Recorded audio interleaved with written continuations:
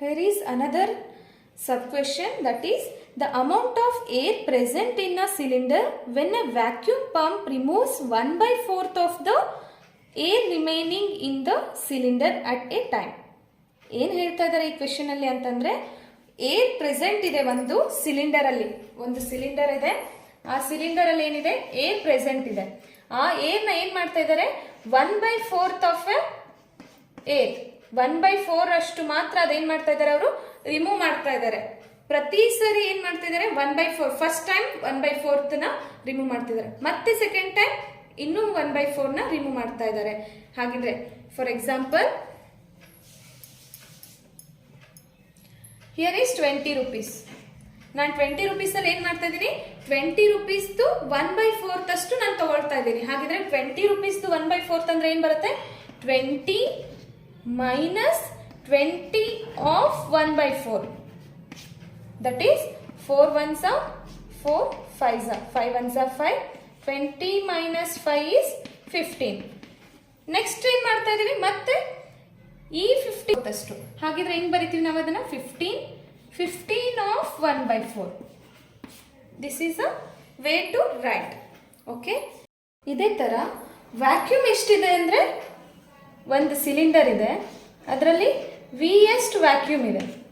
ಈ V vacuum ಅಲ್ಲಿ ನಾವೇನ್ ಮಾಡ್ತಾ ಇದೀವಿ ರಿಮೂವ್ ಮಾಡ್ತಾ ಇದೀವಿ. ಅದನ್ನ ಯಾವ ರೀತಿ ಬರಿಬಹುದು ಅಂದ್ರೆ ವಿ ನಲ್ಲಿ ನಾವೇನ್ ಮಾಡ್ತಾ ಇದೀವಿ ವಿ ಆಫ್ 1/4, ವಿ ಆಫ್ 1/4 ಅಷ್ಟು ನಾವು ರಿಮೂವ್ ಮಾಡ್ತಾ ಇದೀವಿ. ಹಾಗಿದ್ರೆ ಏನಂತ ಬರೀಬಹುದು V minus V into 1 is v/4. For LCM here is 1,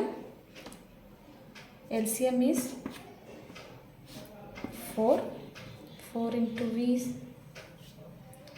4v minus v, that is 3v/4.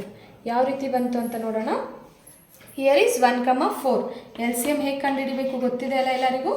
So 1, 4, 1 is 1, 1s are 1, 4 as it is, 4 1s are 4, that is LCM equals to 4 into 1, that is 4.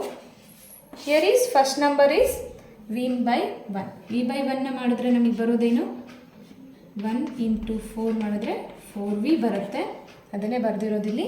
Next one v/4, v/4 into LCM is 4, 4 get cancel, that is v into 1 is v, this is v. So 4v minus v, denominator 4. So 4v ನಲ್ಲಿ v ಹೋದ್ರೆ ಏನು ಬರುತ್ತೆ 3v ಬರುತ್ತೆ, 3v divided by 4. First term ಏನು ಬಂತು ನಮಗೆ 3v/4 ಬಂತು. Second term ನೋಡೋಣ. ಸೆಕೆಂಡ್ ಟರ್ಮ್ ಫಸ್ಟ್ ಟರ್ಮ್ ಏನು ಬಂದಿದೆ ನಮಗೆ 3v/4. ಅಂದರೆ ನಮ್ಮಲ್ಲಿ ವಿ ಎಷ್ಟು ಆ ಸಿಲಿಂಡರ್ ಅಲ್ಲಿ ಎಷ್ಟಿದ್ದು ವಿ ಇತ್ತು. ಈ ವಿ ನಲ್ಲಿ ನಾವೇನ್ ಮಾಡಿದೀವಿ ವಿ ಮೈನಸ್ ವಿ ಆಫ್ 1/4. ಇದರಲ್ಲಿ 1/4 ನ ನಾವೇನ್ ಮಾಡಿದೀವಿ ರಿಮೂವ್ ಮಾಡಿದೀವಿ. ಇವಾಗ ಉಳಿದಿರೋದು ಎಷ್ಟು ಆ ಸಿಲಿಂಡರ್ ಅಲ್ಲಿ ಅಂತಂದ್ರೆ ಆ ಸಿಲಿಂಡರ್ ಅಲ್ಲಿ ಉಳಿದಿರೋದು 3v divided by 4 ಅಷ್ಟು ಉಳಿದಿದೆ. ಎಷ್ಟು ಉಳಿದಿದೆ 3v/4 ಅಷ್ಟು ಉಳಿದಿದೆ. ಈ 3v/4 ಅಲ್ಲಿ ನಾವೇನ್ ಮಾಡಬೇಕು 1/4 ಅಷ್ಟನ್ನ ರಿಮೂವ್ ಮಾಡಬೇಕು.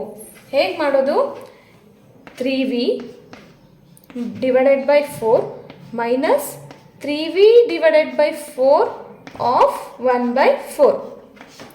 ಇದಿಷ್ಟರಲ್ಲಿ ನಾವೇನ್ ಮಾಡ್ತಾ ಇದೀವಿ 1/4 ನ ರಿಮೂವ್ ಮಾಡ್ತಾ ಇದೀವಿ. So that is 3v divided by 4 minus 3v into 1 is 3v divided by 4 into 4 is 16. That is LCM is 16. ಹೇಗೆ ಬಂತು 16 ನೋಡೋಣ.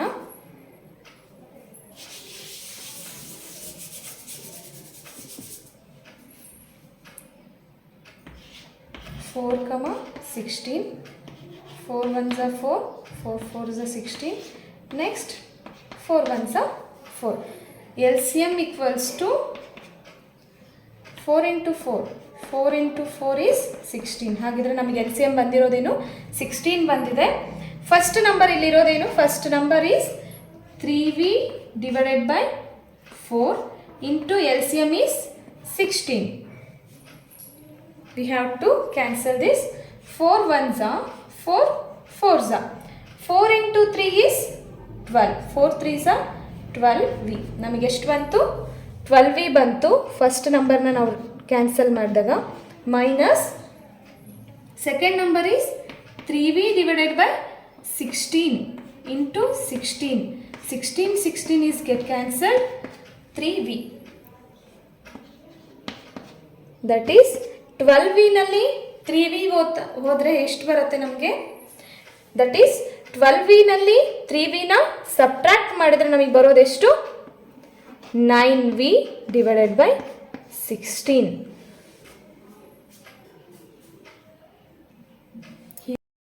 Here first term is v, second term 3v divided by 4, third term 9v divided by 16. ಹೀಗೆ ಮಾಡ್ತಾ ಹೋದರೆ ನಮಗೆ next terms ಎಲ್ಲ ಸಿಗುತ್ತೆ.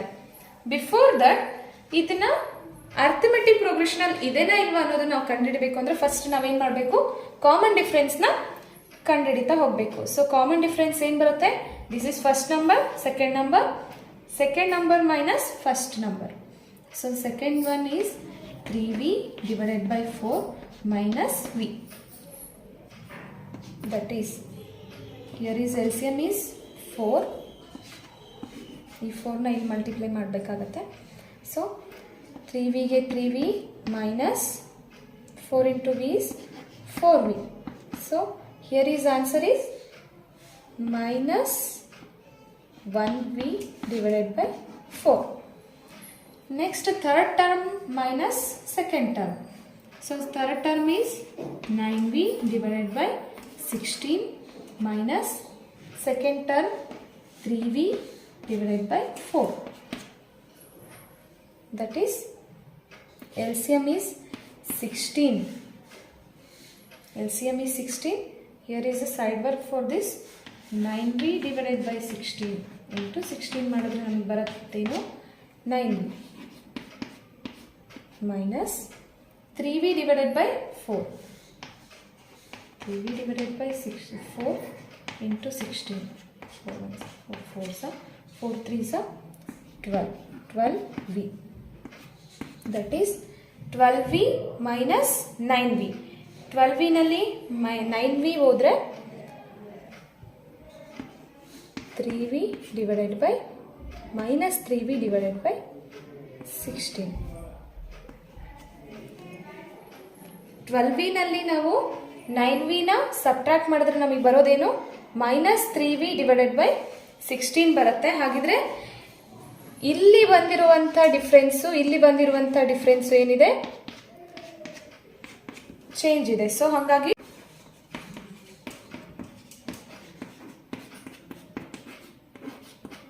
AP ನಲ್ಲಿ ಇಲ್ಲ.